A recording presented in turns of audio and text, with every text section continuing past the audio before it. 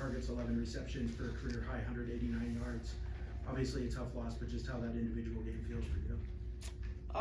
It doesn't feel too good knowing that we lost.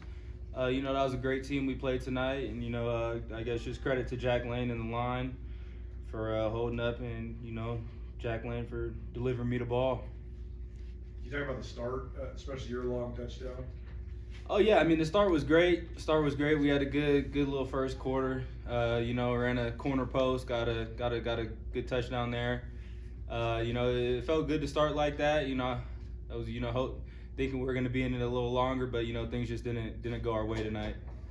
Why were they so effective on defense in the second quarter after the pass start? They're a really good defense, but we also shot ourselves in the foot a couple times, so that doesn't help us as a team.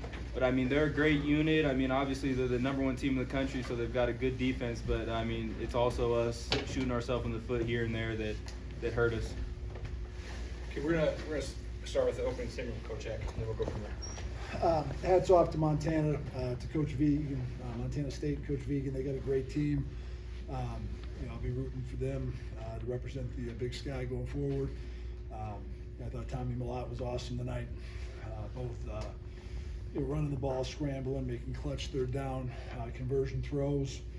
They were 11 and 15 on third down, which is tremendous. I thought we did some better stuff.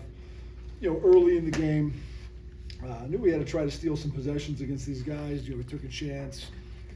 Bad timing by me, and we tried the short kind of surprise onside kick and missed it, and gave them a little momentum. But they're a great team. My hat's off to them, and I think it doesn't take away from the season these guys have had to win 10 games for only the third time in school history. Very proud of these players for what they've done, and the steady improvement our program has made. And hats off to their fans too. What a crowd to have. I think they're showing themselves as probably the best fan base in FCS football to have that kind of crowd in a night game like this where it was cold out. Very impressive thing they built here. So hats off.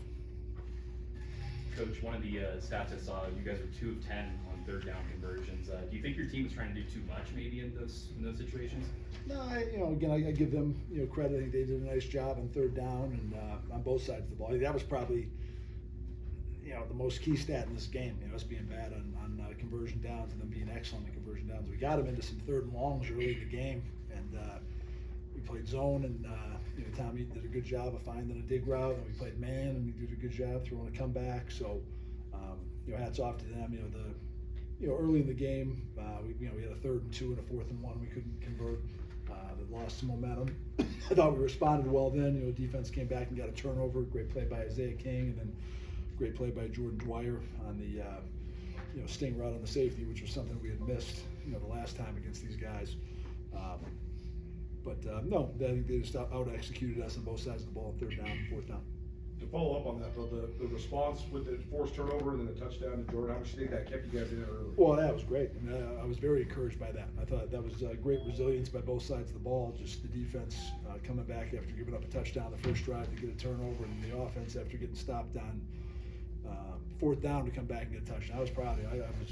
I thought we were in the game in the first quarter, and then the second quarter kind of snowballed on us and got away with it. But Tommy Millott, he should win the Walter Payton Trophy. There's no better player in FCS football than him. That was a tremendous performance by him tonight, and they had a great all-around team.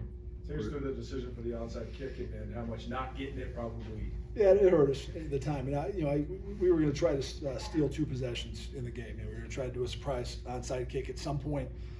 Looking back, probably should have saved it till we were down or something rather than used it early, and then we had a fake punt that I thought was going to be pretty good, and we hit it, and the guy was going to falls down. It was a good throw by Beach.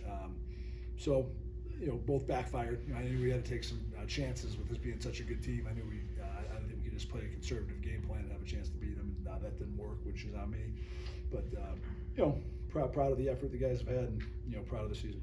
What do you think was bigger momentum, the onside kick or the fumble down 17-10?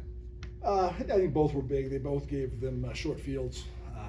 And the fumble's a shame because I think it was really our guy who knocked it out. It was one of our linemen.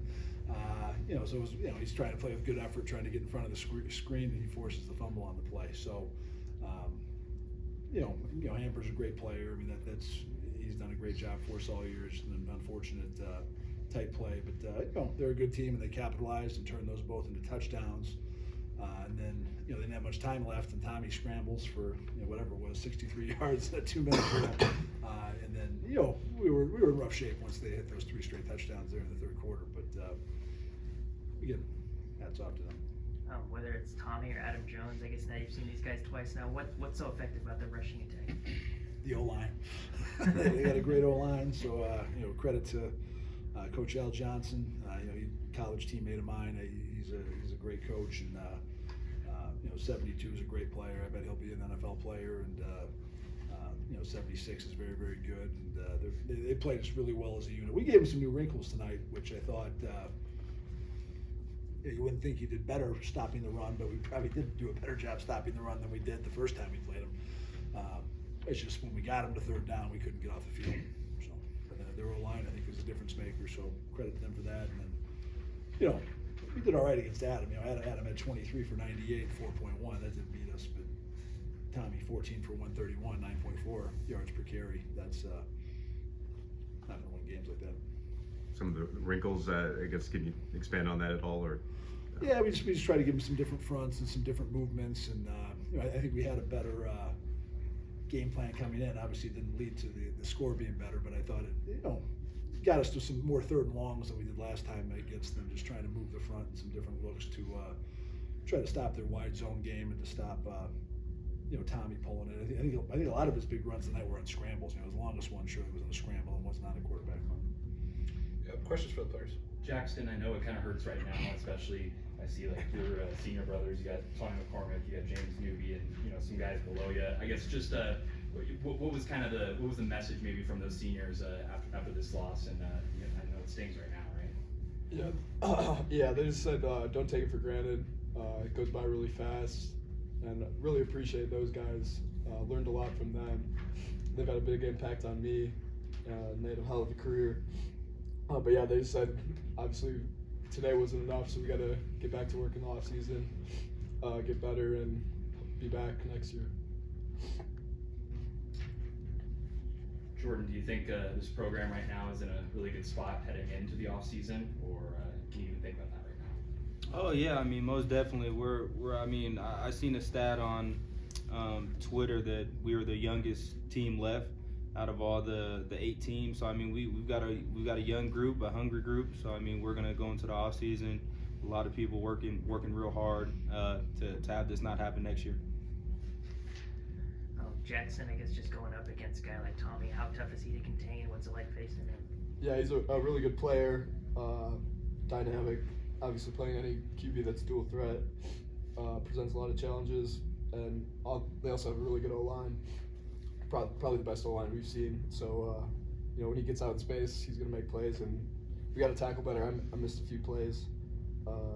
Yeah, really good player. Jordan, how can you describe kind of your connection with Jack and why you guys have been, so good together the last couple games? I mean, my connection with Jack is, started back, 2.5 years ago when we both got here. So I mean, he knows if it's man coverage, like I'm gonna win and I'm gonna make a play. So just knowing that we've got that connection, that trust in each other. To he sees the matchup we like. He's gonna go to me and I'm gonna make a play. So I mean, I've got all the trust in the world in him. He's a great player and love playing with him. Questions on the Zoom? Mark, Sam, do you have any questions?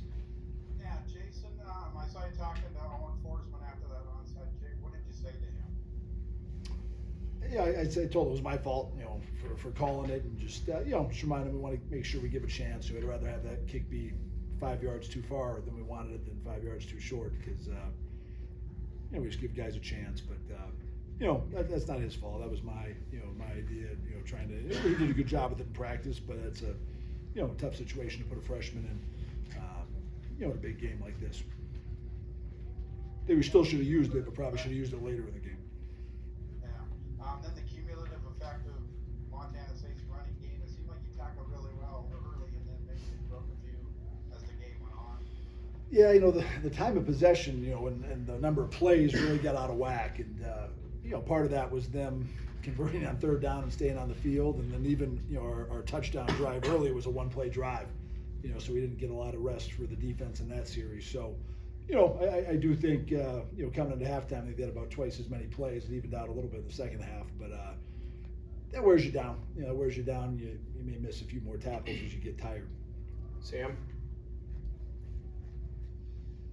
Yeah, final score aside, when Jaxton and Jason, when you look at how the defense did in October versus how they did today, obviously, playing a couple more short fields this time, but just how has the defense grown over the court, even in that window, those 2 months since that first game against Montana State? Yeah, I think we grew a lot, especially learning from that game. Knew we obviously need to change some things, grow in some of our techniques and stuff like that. But I think we made a lot of strides, and a lot of guys have stepped up when other guys have gone down. I really liked our game plan also going into the game, and we did stop the run some early on, got to some 3rd and longs, but just couldn't get off the field. And then they're really good on 1st and 2nd down, so when they are able to get into 3rd and shorts, those are tough plays to stop against this team.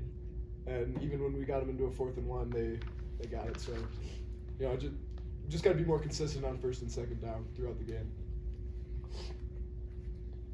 Last game we didn't get to a lot of 3rd downs. They were getting 1st downs on 1st and 2nd down. We at least got them to 3rd down this year, but now we got to do a better job on 3rd down against them. I got time for one more question in the room.